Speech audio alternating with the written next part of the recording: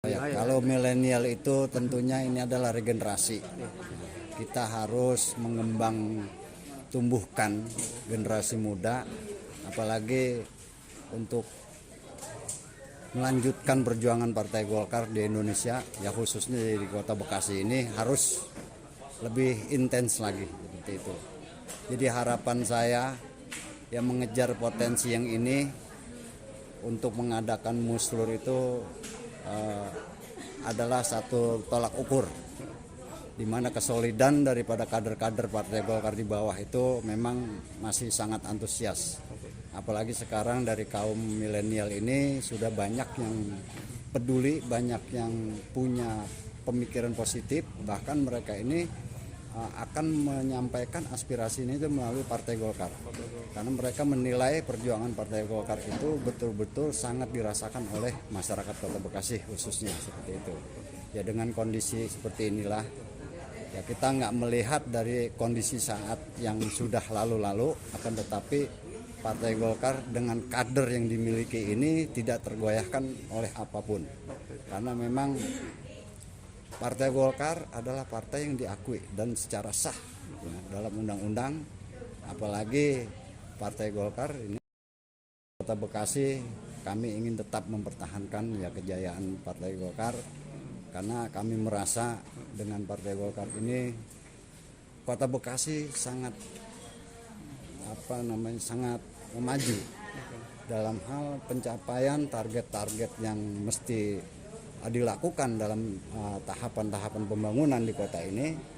Ya dengan pola pikir kerja keras Golkar ini tentunya alhamdulillah ya kita bangga gitu, dengan menjadi kader Partai Golkar Kota Bekasi karena mampu membawa Kota Bekasi ini menjadi lebih baik lagi. Karena memang kami butuh penerus dan kami juga tidak mudah meyakinkan milenial untuk memahami satu ideologi, dan alhamdulillah mereka memahami dan siap untuk berjuang bersama Partai Golkar. Ya kita karena pertama memang karena udah usia dan memang kita itu duplikasi dari DPD Mas. Dari DPD sendiri sudah menganjurkan untuk milenial. Untuk yang kita gerakkan itu para milenial kita.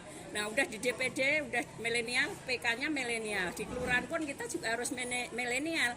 Dan kami sebagai orang tua ataupun seniornya bukan berarti kita terus keluar, enggak. Ini bukan. Saya itu kan orang kuning dari masa punya hak pilih sampai sekarang nggak pernah loncat-loncat, dan jiwa kita itu ingin merangkul sesama untuk masuk ke Golkar juga gitu. Dan kami nanti setelah udah lepas dari PL ini kita juga ada di One Team Mas, dan kita juga punya istilahnya punya pesan-pesan selesai di PL supaya kita menjadi One Team, tetap kita membina, mengawasi, memantau bagaimana caranya ini Golkar supaya lebih maju lagi untuk di wilayah kita, terutama di Harapan Mulia ini.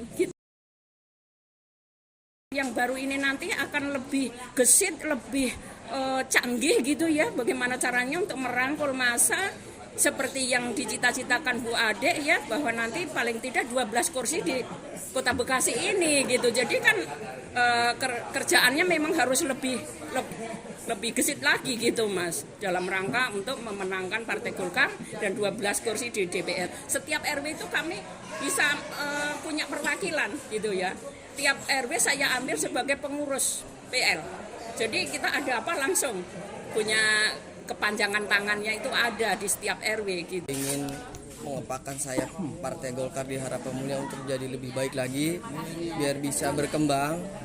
Karena sekarang itu bagian dari milenial untuk mengembangkan sayap Partai Golkar di Harapan Mulia juga di Kecamatan Medan Satria, biar lebih baik lagi, biar bisa berkembang lebih jauh lagi.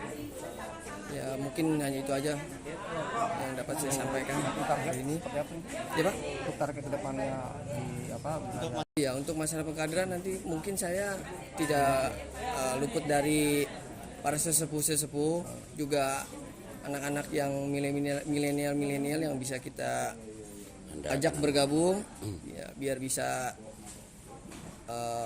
mengembangkan biar lebih baik lagi dari kontribusi dari yang sudah lama biar bisa bergabung dengan yang milenial yang baru.